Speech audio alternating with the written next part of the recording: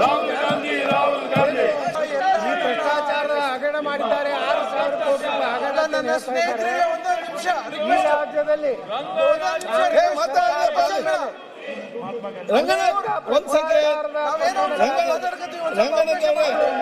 ಆಗಿರ್ಬೋದು, ವಾಲ್ಮೀಕಿ ಹಗರಣ ಆಗಿರ್ಬೋದು, ಕೆರೆಗಳನ್ನ ನೀಡಿದಂತ ಹಗರಣ ಆಗಿರ್ಬೋದು, ಎಲ್ಲ ಸಹ ಇವತ್ತು ಅದಕ್ಕೆ ಹೋರಾಟ ಮಾಡಬಾರದು. ವಾಲ್ಮೀಕಿ ಹಗರಣದ ಹೋರಾಟ ಮಾಡಬೇಕಂದ್ರೆ, ಪಾದಯಾತ್ರೆ ಮಾಡಬೇಕಂದ್ರೆ ಅದಕ್ಕೆ ಅನುಮತಿ ಕೊಡಲಿಲ್ಲ. ಇವತ್ತು ವ್ಯಕ್ತಿ ಯಾವುದೇ ಜಾತಿಯವಿರಲಿ ರಾಹುಲ್ ಗಾಂಧಿ ಮಾಡಿದಾಗ ಅವರ ವಿರುದ್ಧ ಹೋರಾಟ ಪ್ರಾಮಾಣಿಕವಾಗಿ ಮಾಡಬೇಕಾಗಿತ್ತು. ತಿಮ್ಮಾಪುರ ಭ್ರಷ್ಟಾಚಾರ, ಈ ಸದನದಲ್ಲಿ ತಿಮ್ಮಾಪುರ ಭ್ರಷ್ಟಾಚಾರ, ಅನೇಕ ಸಚಿವರು ಭ್ರಷ್ಟಾಚಾರ ಭ್ರಷ್ಟಾಚಾರ, ಅವರ ಮೇಲೆ ಭ್ರಷ್ಟಾಚಾರ ಭ್ರಷ್ಟಾಚಾರ, ಇವತ್ತು ತಿಮ್ಮಾಪುರ ಭ್ರಷ್ಟಾಚಾರ, ಸಾಕಷ್ಟು ಭ್ರಷ್ಟಾಚಾರ ನಡೆದಿದೆ. ಅದರ ಬಗ್ಗೆ ರಾತ್ರಿ ಅವರು ಧರಣಿ ಮಾಡಲಿಲ್ಲ. ನಾನೇನು ರಕ್ಷಣೆ ಮಾಡಿ ಅಬಕಾರಿ ಸಚಿವರು ಅವ್ರು ಏನ್ ಮಾಡಿದ್ದಾರೆ, ತಿಮ್ಮಾಪುರ ಅವರ ಯಾವ ರೀತಿ ನೈತಿಕ ಹೊಣೆ ಹೊತ್ತು ರಾಜೀನಾಮೆಯನ್ನು ಕೇಳ್ತಾ ಇದ್ದಾರೆ. ಇದ್ರ ಬಗ್ಗೆ ಮಾತಾಡಿ. ಈಗ ಮೊದಲು ಇದನ್ನು ಹೇಳ್ಬೇಕಾಗ್ತದೆ ಅಧ್ಯಕ್ಷರೇ. ಈ ಹೋರಾಟದಲ್ಲಿ ತಾರತಮ್ಯ ಆಗ್ತಾ ಇದೆ. ಯಾವ ಸಚಿವರು ಯಾವ ಜಾತಿಯವರಿದ್ದಾರೆ ಅವರು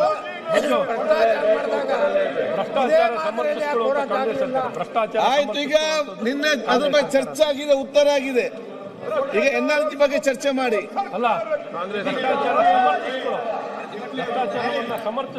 ಈ ಒಂದು ಸದನವನ್ನ ಇವತ್ತು ಕರೆದಂತ ಉದ್ದೇಶ ಏನಂದ್ರೆ, ಭಾರತದ ಸರ್ಕಾರ ಇವತ್ತೇನು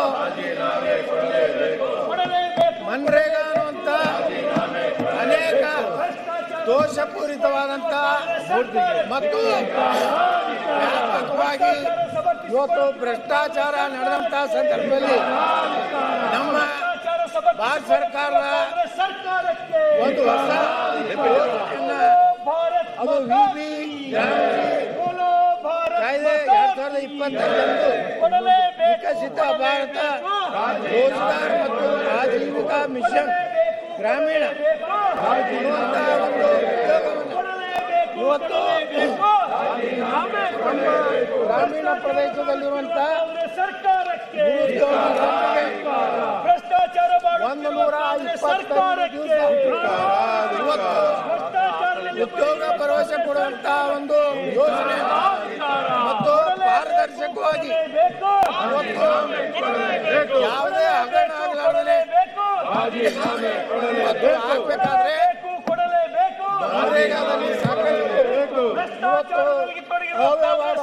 ಹಿನ್ನೆಲೆ ಅಧ್ಯಕ್ಷರೇ, ಭ್ರಷ್ಟಾಚಾರ ಹಣಕಾಸಿನ ಆಗ್ತಾ ಇತ್ತು. ಕಾರ್ಯವಿಧಾನಗಳ ಕಾಂಗ್ರೆಸ್ ಸರ್ಕಾರಕ್ಕೆ ಕಾಂಗ್ರೆಸ್ ಸರ್ಕಾರಕ್ಕೆ ಕೊಡಿ ಕೊಡಿ ಕೊಡಿ ಗ್ರಾಮ ಪಂಚಾಯತ್ ಶಾಸಕರು ಸಹ ತಮ್ಮ ನಕಲಿ ಜಾಬ್ ಮಾಡುವಂತಹ ಹೋರಾಟಗಳು ಈ ದೇಶದಲ್ಲಿ ನಡೆದಿದ್ದು. ಕೃತ್ರಿಮ ಫಲಾನುಭವಿಗಳು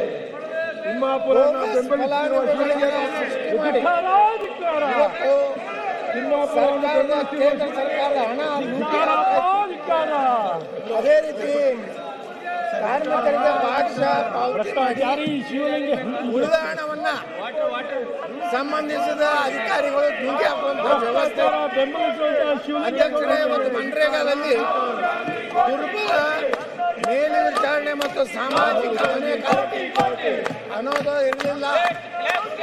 ಆಡಳಿತಾತ್ಮಕ ಸಾಮರ್ಥ್ಯದಲ್ಲಿ ನಿರ್ಬಂಧಗಳು ಮತ್ತು ಕಾರ್ಮಿಕ ಮಾರುಕಟ್ಟೆಗಳ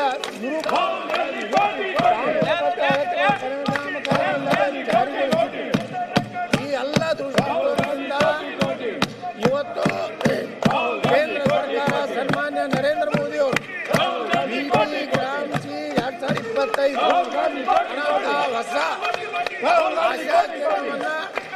ಹೊಸ ಉದ್ಯೋಗ ಸೃಷ್ಟಿ ಮಾಡುವಂತ ಪಾರದರ್ಶಕ ಮನ್ರೇಗಾದಲ್ಲಿ ಬರೀ 3 ದಿವಸದ ಗ್ಯಾರಂಟಿ ಇತ್ತು.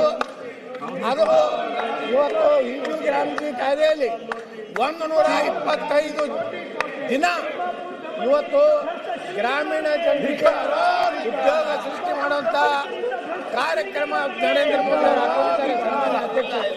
ಅದರ ಜೊತೆಗೆ ಇವತ್ತು ಗ್ರಾಮೀಣ ಪ್ರದೇಶದಲ್ಲಿ ರೈತರ ಬಿತ್ತಳಿಕೆ ಇರ್ಬೋದು, ರಾಶಿ ಇರ್ಬೋದು, ಆ ಸಂದರ್ಭಗಳಲ್ಲಿ ಅವರಿಗೆ ಉದ್ಯೋಗ ಕೊಟ್ಟರೆ ಕೆಲಸ ಕಾರ್ಯಗಳಿಗೆ ತೊಂದರೆ ಆಗ್ತದೆ ಅಂತ ಹೇಳಿ ಇವತ್ತು ಕೇಂದ್ರ ಸರ್ಕಾರ ಆ ಅವಧಿಯಲ್ಲಿ ರೈತರಿಗೆ ಅನುಕೂಲ ಆಗಬೇಕು. ರೈತ ಯಾವುದೇ ರೀತಿ ಕಾರ್ಮಿಕರ ಕೊರತೆ ಇಲ್ಲ, ತಾನು ಬೆಳೆದಂತ ಒಂದು ಫಸಲು ಇವತ್ತು ಬರಬಾರದಂತ ಉದ್ದೇಶದಿಂದ ತೊಂದರೆ ಆಗಬಾರ್ದು ಅಂತ ಹೇಳಿ ಮಾನ್ಯ ನರೇಂದ್ರ ಮೋದಿ ಇವತ್ತು ಈ ಒಂದು ಹಿಬಿ ಗ್ರಾಮಜಿ ಕಾಯ್ದೆಯನ್ನು ಜಾರಿ ಮಾಡ್ತಾರೆ. ನಾನು ಈ ಹಿಬಿ ಗ್ರಾಮಜಿ ಕಾಯ್ದೆಯನ್ನು ಹೃದಯಪೂರ್ವಕವಾಗಿ ಸ್ವಾಗತ ಮಾಡ್ತೀನಿ ಮತ್ತು ಕೇಂದ್ರದ ನಮ್ಮ ಪ್ರಧಾನಮಂತ್ರಿ ಶ್ರೀ ನರೇಂದ್ರ ಮೋದಿಗೆ ಮತ್ತು ಗ್ರಾಮೀಣಾಭಿವೃದ್ಧಿ ಕರ್ನಾಟಕದ ಜನತೆಯ ಪರವಾಗಿ, ಕರ್ನಾಟಕದ ರೈತರ ಪರವಾಗಿ ಇವತ್ತು ಅಭಿನಂದನೆಗಳನ್ನು ಸಲ್ಲಿಸಲಿಕ್ಕೆ ಬಯಸ್ತಾ ಇದ್ದೀನಿ. ಅಧ್ಯಕ್ಷರೇ, DBG ಗ್ರಾಮದ ಇವತ್ತು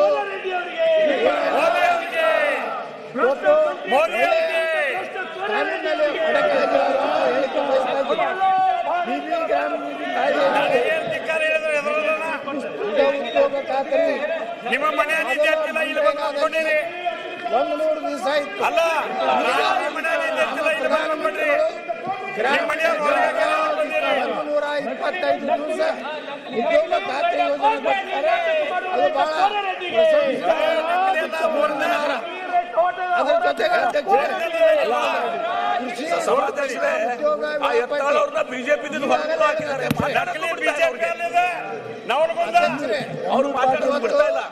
ಕೃಷಿ ಸೂಕ್ಷ್ಮ ಉದ್ಯೋಗ ವೇಳಾಪಟ್ಟಿಯಲ್ಲಿ ರೈತರಿಗೆ ಬಹಳ ದೊಡ್ಡ ಅನುಕೂಲ ಆಗ್ತದೆ.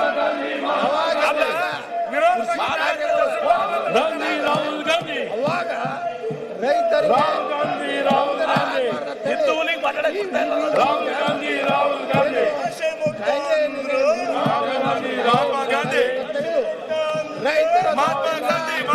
ರೈತರ ಜನತೆ ದೃಷ್ಟಿಯಿಂದ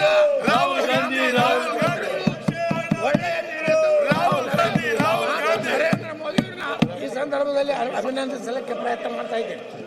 ಅದೇ ರೀತಿ ಅಧ್ಯಕ್ಷರೇ, ಇವತ್ತು ನೋಡ್ರಿ ಅಧ್ಯಕ್ಷರೇ, ಇವತ್ತು ಕೆಲಸಗಳ ಫಲಿತಾಂಶ ಅನುಮೋದಿಸುವ ಕೆಲಸವನ್ನು 4 ಸ್ಪಷ್ಟ ವ್ಯಾಖ್ಯಾನಗಳಲ್ಲಿ ವಿಭಾಗಗಳನ್ನು ಸಂಘಟಿಸಲಾಗಿದೆ. ಜಲ ಸಂಬಂಧಿ ಕಾಮಗಾರಿಗಳು ಪ್ರಮುಖ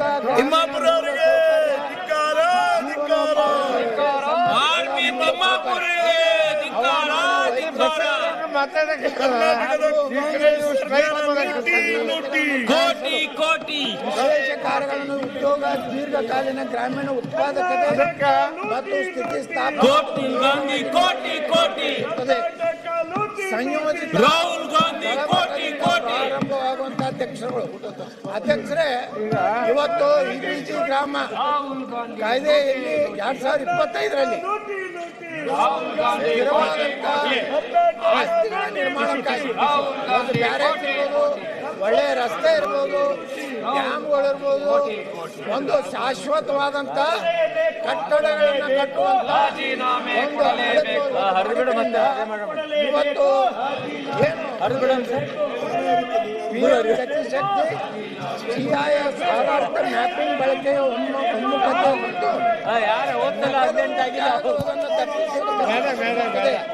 ಇವತ್ತು ಡುಪ್ಲಿಕೇಟ್ ಆಗಿ ನಕಲು ಮಾಡೋದಾಗಲಿ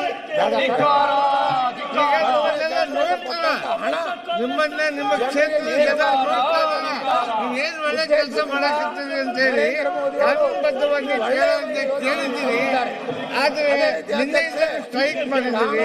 ಆದ್ರೆ ನಿಮ್ಮ ವರ್ತನೆ ಏನಿತ್ತಲ್ಲ, ಇದು ತಂತ್ರಜ್ಞಾನದ ಅಳವಡಿಕೆಯು ಲಕ್ಷಾಂತರ ಜನ ನಿಮ್ಮನ್ನು ಆಯ್ಕೆ ಮಾಡಿ ಜನ ನಿಮ್ಮನ್ನು ನೋಡಕ್ಕಿರ್ತಾರೆ.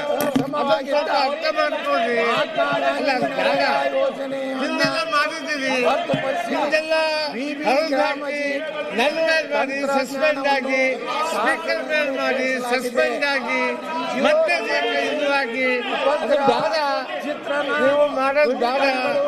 ಸೇರಿದಂತೆ ಪ್ರಜಾಪ್ರಭುತ್ವ ವ್ಯವಸ್ಥೆಯಲ್ಲಿ ಪ್ರತಿಭಟನೆ ಮಾಡೋ ಅಧಿಕಾರ ಇದೆ. ಆದರೆ ಅದನ್ನು ಸೂಕ್ತವಾಗಿ ಮಾಡಿ ನ್ಯಾಯವಾಗಿ ಮಾಡೋದು ಸರಿಯಲ್ಲ. ಆದರೆ ಒಂದು ಸರಿಯಾದದ್ದಲ್ಲ. ನೀವು ಸರಿಯಾಗಿ ನಿಮ್ಮನ್ನೆಲ್ಲ ನೋಡ್ತಾ ಇದ್ದಾರೆ. ಕೆಲಸ ಆಗಿದೆ ಆಯ್ತು, ಈಗಾಗಲೇ ಪ್ರತಿಭಟನೆ ಮಾಡಿದ್ದೀರಿ, ಸರ್ಕಾರ ಕೊಡಲೇಬೇಕು. ಈಗ ಹೋಗ್ಬೋದು. ಅವಶ್ಯಕತೆಯನ್ನ ಕೇಂದ್ರ ಇವತ್ತು ಒಂದಿನ ಕೊನೆ ದಿನ ಇವತ್ತು ಅನುಸರಿಯೋದು. ದಯವಿಟ್ಟು ಎಲ್ಲರೂ ಸೀಟಿಗೆ ಹೋಗ್ರಿ. ಮತ್ತು ನೈಜ ಸಮಯದ ನಿನ್ನೆಯಿಂದ ಮೊಬೈಲ್ ಅಪ್ಲಿಕೇಶನ್ ಅಹೋರಾತ್ರಿ ಸ್ಟ್ರೈಕ್ ಮಾಡಿದ್ದೀರಿ. ಯಾವ ಪ್ರದೇಶದಲ್ಲಿ ಕೆಲಸ ನಡೀತಾ ಇದೆ ಅನ್ನೋದು ಆ ಒಂದು ಅಲ್ಲಿ ಬಸವನವರು ಮಾತಾಡಕ್ಕಿಂತ ಕೇಳಿದ್ರಿ. ಮತ್ತೆ ನಿಮ್ಮ ಆಧಾರದ ಬಸವನವರು ಮಾತಾಡ್ತಿದಾರ, ಅದನ್ನು ಕೇಳ್ತಾ ಇಲ್ಲ ನೀವು. ಮತ್ತೆ ಹಾ, ಬಹಳ ದೊಡ್ಡ ಸವಾಲು ನೋಡ್ರಿ, ಇನ್ನು ಸಾಕು ಮಾಡಿ ಸ್ವಲ್ಪ ಮಾತಾಡಕ್ಕೆ ಅವಕಾಶ ಕೊಡ್ತೀನಿ. ಕಾಲಮಿತಿಯೊಳಗೆ ವೇತನ ಪಾವತಿ ನೋಡ್ರಿ, ಶರತ್ ಬಚ್ಚೇಗೌಡರು ನೀವು ಮಾತಾಡ್ರಿ. ಕರ್ನಾಟಕದಲ್ಲಿ ಶರತ್ ಬಚ್ಚೇಗೌಡರು ಮಾತಾಡ್ರಿ. ಇವತ್ತು ನಿನ್ನೆ ಒಂದು ನೀವು ಮಾತಾಡ್ರಿ. ನೀವು ಮಾತಾಡ್ರಿ. ಆದರೆ ಸಭಾಧ್ಯಕ್ಷ ಮಾತಾಡ್ರಿ. ಏನಿವತ್ತು